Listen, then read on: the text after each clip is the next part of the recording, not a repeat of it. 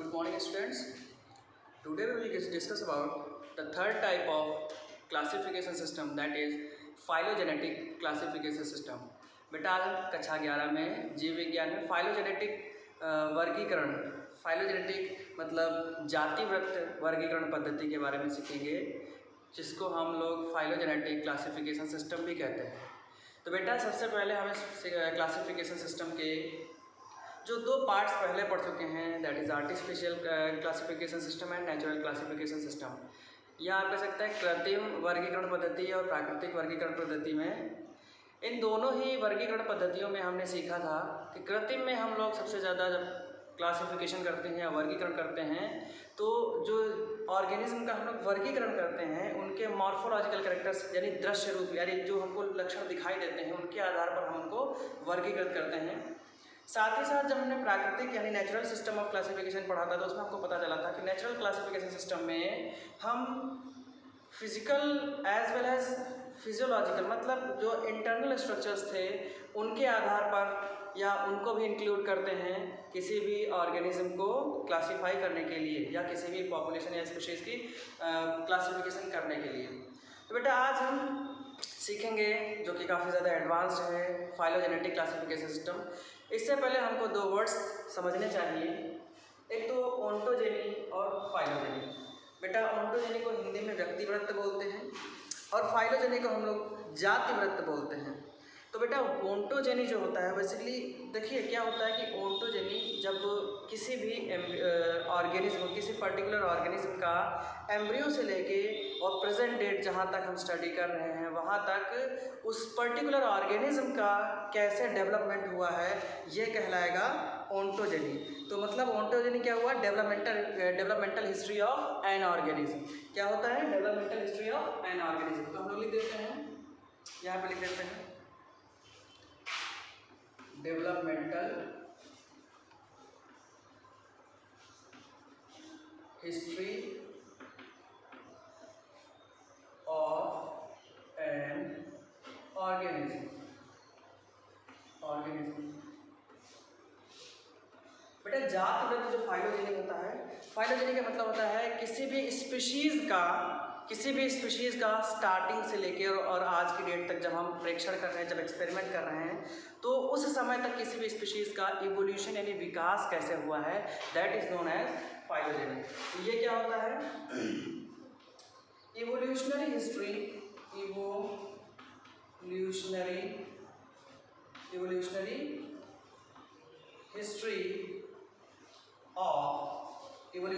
Of a species। Evolutionary history of a species. तो बेटा अगर ये दो वर्ड आपको समझ में आ गए तो आप समझ गए होंगे कि इस क्लासिफिकेशन सिस्टम में हम लोग जितने भी ऑर्गेनिज्म, जैसे कि हम लोग लिविंग ऑर्गेनिज्म का अगर क्लासिफिकेशन सिस्टम पढ़ रहे हैं या वर्गीकरण पद्धति पढ़ रहे हैं तो हम देखेंगे कि यहाँ पर ज़्यादातर जो हमारा क्लासिफिकेशन सिस्टम है वो बेस्ड होगा इवोल्यूशन पर या इवोल्यूशनरी स्टडी पर, यानी कोई भी स्पीशीज़ प्राचीन काल से या पुराने समय से एंशिएंट टाइम से किस प्रकार से हमारे नेचर में इवोल्यूशन के थ्रू एग्जिस्ट कर रही है और किस प्रकार से वो इवोल्यूट हुई है, किस प्रकार से वह उसका उद्विकास हुआ है, ठीक है, या कैसे डेवलप हुई है। तो इस पर हम चर्चा करेंगे। इवोल्यूशन पर बेस्ड होता है हमारा फाइलोजेनेटिक क्लासिफिकेशन सिस्टम। साथ ही साथ इवोल्यूशन पर अगर हम इवोल्यूशनरी स्टडी करते हैं तो हमें पता होना चाहिए कि किसी भी, जैसे फॉर एग्जांपल हमने कोई स्पीशीज़ ए ले रखी है और उसके स्टडी करना है तो इसके लिए हमको उसके फॉसिल्स की ज़रूरत पड़ती है। फॉसिल्स मतलब होता है जीवावशेष, यानी पुराने जीवों के अवशेष। तो जब पुराने जीवों के जो हमको अवशेष मिलेंगे उसी प्रजाति के, तो हम ये उसमें स्टडी करके हम ये बता सकते हैं या उसमें अंतर देख सकते हैं कि किस प्रकार से वो एक पर्टिकुलर स्पीशीज़ इवॉल्व हो रही है या फिर उसका विकास हुआ है। तो बेटा फॉसिल्स हमारे लिए बहुत ज़रूरी हैं, जीवावशेष ज़रूरी हैं, क्योंकि उनकी सहायता से ही हम लोग फॉसिल्स की सहायता से हमको पता चल पाएगा कि इवोल्यूशन हुआ है या नहीं हुआ है, ठीक है। लास्ट में क्या होता है फॉसिल्स, देखिए फॉसिल्स अगर थोड़े बहुत हमको मिलते हैं तो हम कभी भी उनकी स्टडी अच्छे से नहीं कर पाएंगे। तो फॉसिल्स हमको कंप्लीट फॉर्म में मिलने चाहिए, तो इसलिए अगर कंप्लीट नहीं मिलेंगे तो हम इसका कोई भी प्रैक्टिकल नहीं कर सकते हैं, इसलिए ये एक इम्प्रैक्टिकल मेथड भी है, अप्रेक्षणीय मेथड भी है, ठीक है बेटा। तो हम जानते हैं कोर्स थोड़ा सा और इंट्रोडक्शन देखते हैं। सबसे पहले इसको अगर इंट्रोड्यूस करने की बात की जाए, सबसे पहले इसको एक साइंटिस्ट थे जिनका नाम था अगस्त विल्हेम एक्लर। नाम हम यहाँ पर लिख रहे हैं, कहीं अलग लिख देते हैं। जिनका नाम था अगस्त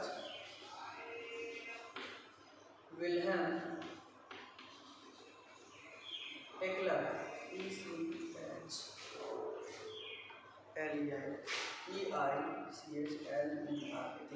इन्होंने 1883 में सबसे पहले इस क्लासिफिकेशन सिस्टम को इंट्रोड्यूस किया था। इंट्रोड्यूस करना मतलब इस क्लासिफिकेशन सिस्टम के बारे में बताया था। लेटर ऑन इसका इम्प्रूवमेंट किया एंगलर एंड प्रांटल नाम के दो साइंटिस्ट ने, और इन्होंने जो क्लासिफिकेशन सिस्टम ये यूज़ किया। देखिए मतलब ये है कि ये जो फाइलोजेनेटिक क्लासिफिकेशन सिस्टम है ये प्लांट्स पर भी अप्लाई कर सकते हैं, एनिमल्स पर भी अप्लाई कर सकते हैं। बेसिकली लिविंग्स पर हमको अप्लाई करना है, तो इसमें कुछ स्पेशल कोई स्पीशीज़ नहीं ली गई।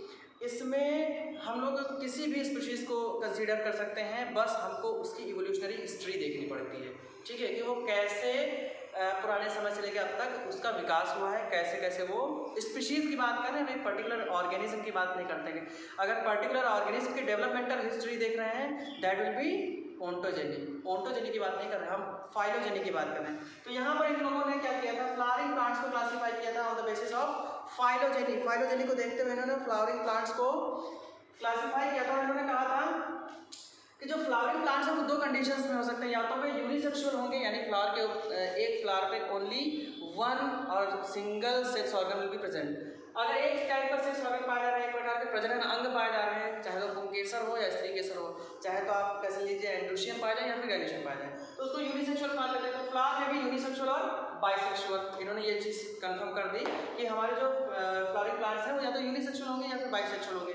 ठीक, ये एनाटॉमिकल स्ट्रक्चर हो गया, मतलब एक ये मॉर्फोलॉजिकल कैरेक्टर के बाहर से देखने में पता चल जाता है। ठीक, उसके बाद इन्होंने कहा having one whorl of perianth. बेटा पेरियांथ हम लोग अभी जब चैप्टर 5th पढ़ेंगे मॉर्फोलॉजी ऑफ फ्लावरिंग प्लांट्स, उसमें आपको पेरियांथ क्लियर कट पता चल जाएगा। एक्चुअली क्या होता है, जब फ्लावर का स्ट्रक्चर देखते हैं तो फ्लावर में पेटल और सेपल दो यूनिट्स होते हैं वर्ल के, और जब कभी भी पेटल और सेपल एक दूसरे पर फ्यूज कंडीशन में पाए जाते हैं तो उसको हम लोग टेपल बोलते हैं, और टेपल का वर्ल या टेपल का एक पूरा सर्किल ही हमारा पेरियांथ कहलाता है। तो आप वहाँ पे अच्छे से इस चीज़ को समझ पाएंगे। तो पेरियांथ होते हैं। इसके अलावा बिहेवियरल कैरेक्टर क्या होता है फ्लावर में, कि कुछ फ्लावर हैं जो एनिमोफिलस होते हैं। एनिमोफिलस मतलब होता है हवा के द्वारा जिनका परागण होता है, विंड पॉलिनेशन जिनमें होता हो। इधर की तरफ 2 वर्ल ऑफ पेरियांथ हो सकते हैं और वो एंटमोफिलस हो सकते हैं। एंटमोफिलस मतलब पॉलिनेशन बाय इंसेक्ट्स। ठीक है बेटा, इसके बाद इन लोगों ने जब और आगे क्लासिफिकेशन किया तो इन्होंने कहा कि इंप्रूव करते हुए इन्होंने कहा कि जो मोनोकॉट्स हैं, इन्होंने बताया कि जो मोनोकॉट प्लांट होते हैं, मोनोकॉटिलिडन प्लांट यानी एक बीजपत्री पौधे, ये पौधे डाइकोटिली द्विबीजपत्री पौधों से पुराने हैं, यानी एंसेस्टर हैं। यानी जो डाइकॉट प्लांट्स हैं ये बाद में आए, मोनोकॉट प्लांट्स पहले आए। इन्होंने अपने क्लासिफिकेशन जो इन्होंने सिस्टम दिया था उसमें ऑर्किड फैमिली को इन्होंने सबसे ज़्यादा एडवांस्ड माना, यानी इन्होंने कहा ऑर्किड फैमिली को अपने क्लासिफिकेशन सिस्टम में सबसे लास्ट में रखा। एंजियोस्पर्म्स जो प्लांट हैं हमारे एंजियोस्पर्म्स, उनमें इन्होंने बताया कि ये इनका जो ओरिजिन हुआ है एंजियोस्पर्मिक प्लांट्स, ज़्यादातर हमारे आसपास एंजियोस्पर्मिक प्लांट्स ही पाए जा रहे हैं। तो एंजियोस्पर्मिक प्लांट्स में इन्होंने कहा कि ये मोस्ट प्रोबेबली ये एक सिंगल स्टॉक ओरिजिन है, मतलब एक मोनोफाइलेटिक ओरिजिन है, यानी एक ही एंसेस्टर से इनका ओरिजिनेशन हुआ है। ठीक है बेटा, तो ये बेसिकली ये जो कुछ पॉइंट्स थे ऑर्किड फैमिली को इन्होंने एडवांस रखा, जबकि बाकी सारे क्लासिफिकेशन सिस्टम में ये एडवांस नहीं थी। Angiosperms single phylogenetic monophyletic origin के नहीं होते हैं, ये इनका ड्रॉबैक था। तो आइए हम लोग देखते हैं कुछ इसी क्लासिफिकेशन सिस्टम के कुछ मेन पॉइंट्स के बारे में पढ़ते हैं, और साथ ही साथ इसके एडवांटेज और डिसएडवांटेज के बारे में चर्चा करते हैं। तो देखते हैं। तो ये बेटा हमारे फाइलोजेनेटिक क्लासिफिकेशन सिस्टम के कुछ की पॉइंट्स हैं, कुछ मेन पॉइंट हैं, कुछ लक्षण हैं जिनको हमने हिंदी और इंग्लिश मीडियम वालों के लिए दोनों के लिए लिख रखा है। जिसमें से पहला है latest system of classification of life, यानी सजीवों का वर्गीकरण करने की ये नवीनतम पद्धति है, लेटेस्ट है। Done in very micro scales. Micro scales का मतलब होता है बेटा बहुत ही सूक्ष्म स्तर तक जाके ये प्रभावी होती है। यह वर्गीकरण पद्धति काफ़ी सूक्ष्म स्तर तक जातियों में प्रभावित होती है। ऐसा नहीं कि इसके इतनी आसानी से कोई अपवाद नहीं मिलते हैं, ठीक है। Basic of system in Darwin's origin of species 1859। Charles Darwin की जो बुक थी ओरिजिन ऑफ स्पीशीज, वो इस क्लासिफिकेशन सिस्टम का बेस है, क्योंकि ये क्लासिफिकेशन सिस्टम उस पर जो है बनाया गया है, उसको ध्यान में रखते हुए बनाया गया है कि कोई स्पीशीज़ है वो हमारे नेचर में कैसे ओरिजिनेट करती है, ठीक है। यानी पद्धति का आधार डार्विन का जाति भाव है। The goal of this system is to create systemic relation using evolutionary descents. बेटा इसका मतलब है कि इस पूरे के पूरे क्लासिफिकेशन सिस्टम का जो मेन उद्देश्य है, जो मुख्य उद्देश्य है, वो है कि अलग अलग प्रजातियों के मध्य उनका विकास कैसे हुआ है, उनका इवोल्यूशन कैसे हुआ है, इस चीज़ को ध्यान में रखते हुए उनमें संबंध स्थापित करना या अंतर बताना, ठीक है। System believes that every species come from evolutionary change, यानी यह हमारी पद्धति जो है ये निर्धारित करती है कि हर एक प्रजाति हमारे प्रकृति में जितनी भी प्रजातियां हैं जीवों की, उसमें से हर एक प्रजाति जो है वह हमारे उद्विकास की प्रक्रिया के थ्रू ही हमारी प्रकृति में अब विद्यमान है, या कह सकते हैं every species is existed by the process of evolutionary changes, यानी एवोल्यूशन के बाद ही हर एक स्पीशीज अब एग्जिस्ट कर रही है, इसका कहीं ना कहीं से कोई ना कोई एवोल्यूशन हुआ है। तो बेटा ये हमारे कुछ की पॉइंट्स थे इस क्लासिफिकेशन सिस्टम के। अब हम इसके कुछ एडवांटेजेस और डिसएडवांटेजेस देख लेते हैं, यानी कुछ लाभ और हानियाँ देख लेते हैं। वो हैं, तो इस प्रकार से जो लाभ हैं इस क्लासिफिकेशन सिस्टम के वो कुछ इस प्रकार से हैं।